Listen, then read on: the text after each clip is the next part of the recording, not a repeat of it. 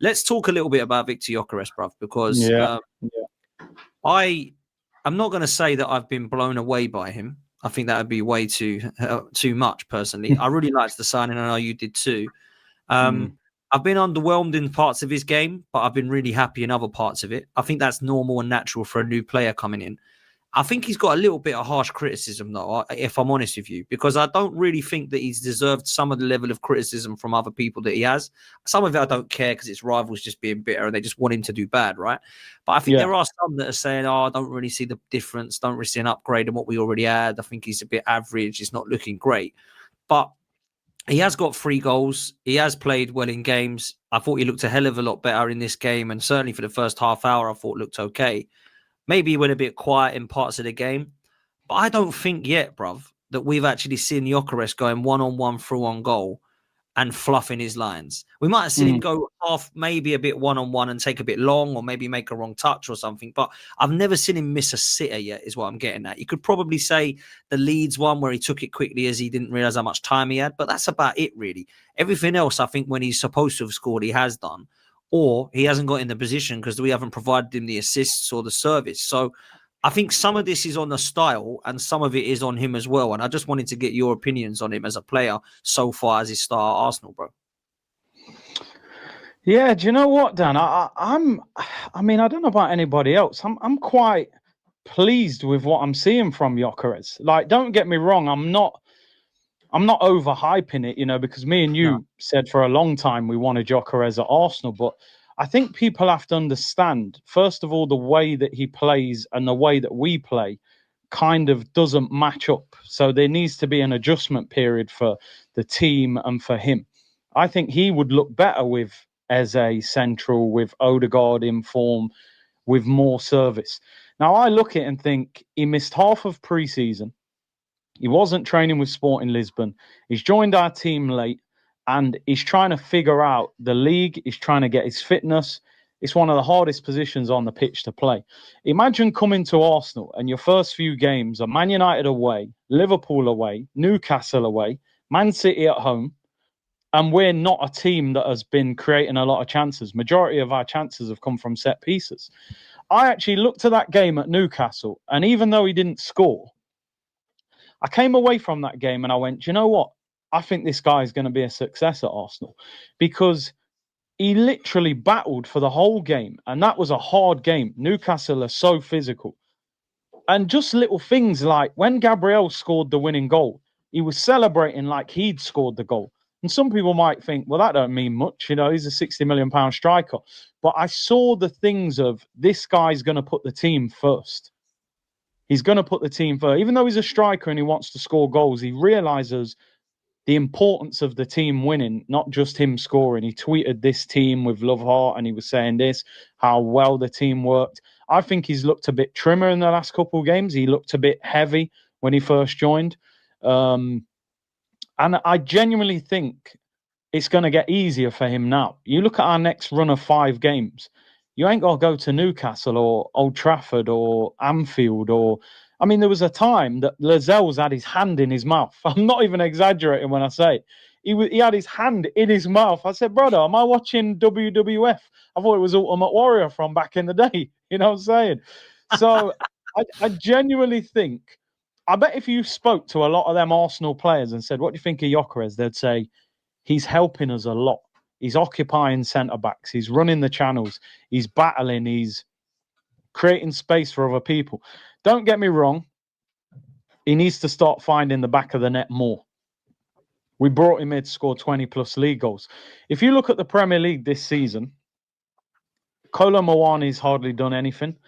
Ekitike's probably been one of the best striker signings so far. He's got 3 league goals, the same as Viktor Gyokeres. And I'd say Liverpool have had an easier start. Ekitike signed earlier in pre-season as well. Benjamin Sesko, who's the guy that we were heavily linked with, who I wasn't convinced with, and I don't think you particularly were. He's got 1 Premier League goal so far. So I think we've all got to understand that clubs have been in this thing for years of like, everybody wants a false 9, a link-up player, and somebody that drops in. We've now got a powerful, out-and-out number 9 goal scorer. it's going to take a little bit of time to adapt. He's got 3 goals in 6 games, which is 1 in 2. That would end up being about 19 goals in 38 games if he played every game.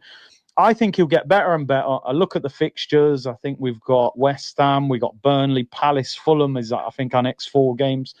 I think he'll score goals in those games. And I think now Eze's settling in, Odegaard's back, I think he'll get more chances. So I would say to Arsenal fans, just be patient with him. We've waited a long time for a proper goal scorer. And I'm seeing positive signs from him. I think it's a work in progress. And listen, even tomorrow, Olympiacos at home, hopefully a couple of goals, and West Ham at the weekend. So I think the goals will turn up, man. I think Eze, those players will make him look even better. I liked the Forest goal he scored where he tapped it in, and I'll tell you why. Not because it was unbelievable strike or anything.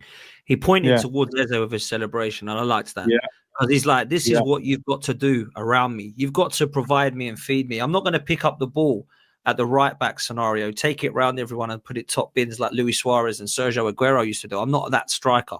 But I expected, from what I've seen from Gyökeres, I expected him to be in and around where he's been doing. I didn't expect to see him, what's he doing there? He's covering every blade of grass. Now he's on the right. Now he's on the left. I want this guy to just be in the box, just finishing off our chances, because we were told that Arsenal just need a killer. We just need a bagsman. And it looks like we've got that guy. Now, Mikel Arteta has also got a little bit of pressure here to get the best out of him, because I said this at the weekend. Lacazette was the striker, it didn't work. Eddie Nketiah was the striker, it didn't work. Aubameyang was put out to the left before he was told he had to go, that didn't work. We had Havertz and Jesus, who are still here, but nobody really says are good enough to be a prolific number 9 for Arsenal. So now that we've got one, this is number 6. This has to work, or we have to look and say, are we ever going to get a striker that's going to bag for Arsenal then? Because that's 6 now that we've got evidence of that can't get the kind of 20 to 25 goals that we want, because that's what we should be doing in terms of creating chances for. So I think it has to work now for Mikel Arteta. And I do think that potentially we might have to look at changing some of the style. And I'm like looking at the run of games coming up thinking, I want to see goals from Gyökeres. I want to see Saka and Martinelli and Eze and Trossard, Odegaard, etc. creating for him, threading balls through for him, crossing chances for him, because otherwise, if we don't get the ball to him, he ain't going to score, bruv, is he? Yeah, and like you said, man, I remember that goal, and he ran over to Eze, didn't he? Like, that's what I need. That's the service. His movement is really good. We're not getting the ball to him enough in the penalty area, and I think it's because our wingers have been more goal-scoring wingers. Saka likes to shoot when he gets space. Martinelli likes to.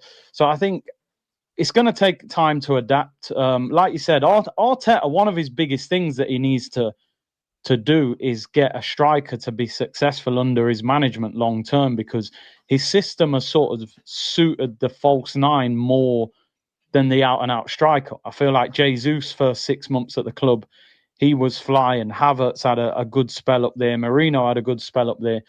It's whether now you can adapt to that out-and-out striker. Pep adapted Man City to Haaland. So I'm not worried with him. I think he's getting fitter. He's strong. He's aggressive. I think any centre-back that plays against him is going to have a tough day at the office. What we now need to do is make it more difficult, because he's such a goal-scoring threat. We don't want him to just be up there fighting centre-backs for 90 minutes. We want him to actually be that goal machine that people are intimidated by. So it's very early. He only had a few games, but the only thing I would say, if I was going to give Gyökeres a bit of advice, is that Havertz is maybe a month or 2 away from coming back. We know this manager loves Havertz, and Mourinho scored a good goal the other day. So you're thinking, if you go a few more games without scoring, you might give Arteta an excuse to go back to what he knows. So I think it's important he scores a goal this week.